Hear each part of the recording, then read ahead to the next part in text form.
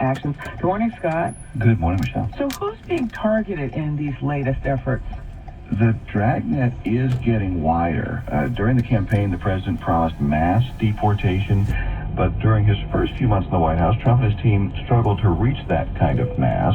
There are very few people coming across the southern border now, so the administration has stepped up its arrest in the middle of the country. And speaking to reporters outside the White House recently, Border Czar Tom Homan promised an increased focus on workplace raids. So you're going to see more teams on the streets you've never seen before. You're going to see more workplace enforcement than you've ever seen in the history of this nation. We're going to flood the zone. High-profile raids on farms and construction sites and restaurants have certainly captured attention and driven some workers into hiding. According to the Labor Department's tally, more than 1 million foreign-born workers dropped out of the labor force over the last 2 months. Now, we don't know how many of those were in the country illegally, but it's likely some people have quit going to work because they're fearful of being arrested and possibly deported. And how is that affecting the economy? If you look at the broad national numbers, it's not having a huge impact yet. Both construction companies and restaurants, for example, continue to add jobs last month. Those are two industries that typically employ a lot of workers who are in the country illegally. But there are plenty of anecdotal reports of economic fallout from these enforcement actions. Robert Dietz is chief economist at the National Association of Home Builders. He says every time there's a raid on a big box store or a restaurant, word gets around at nearby construction sites. It has had a chilling effect in terms of people showing up for work, but it tends to be kind of localized. You know, the impact is for a week or two, and then people have got to show up and work and earn money for their families. Still, Dietz is concerned about what stepped-up enforcement might mean for the home building industry, where a third of the workforce is foreign-born.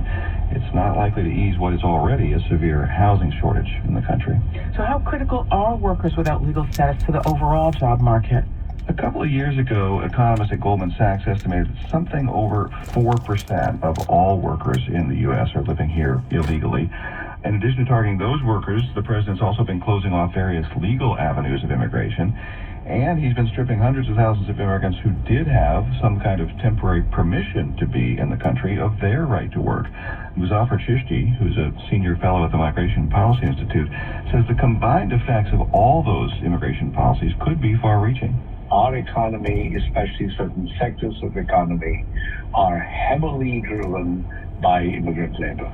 We may want to not tolerate unauthorized immigration, but we still need real labor market needs to be met. Keep in mind, the native-born population of the U.S. is getting older. 10,000 baby boomers are retiring every single day. And in recent years, it has really been the growth of the foreign-born that has allowed the economy to keep growing. Now, the president and his team have a different strategy. It's one that depends on pulling more native-born people, especially men, off the sidelines and getting them into the workforce. Nothing in recent history suggests that's likely, but that is what will be needed to replace the immigrant workers we're now losing. That is NPR's Scott Horsley. Scott, thank you. You're welcome. All right, now let's hear from one of those industries affected by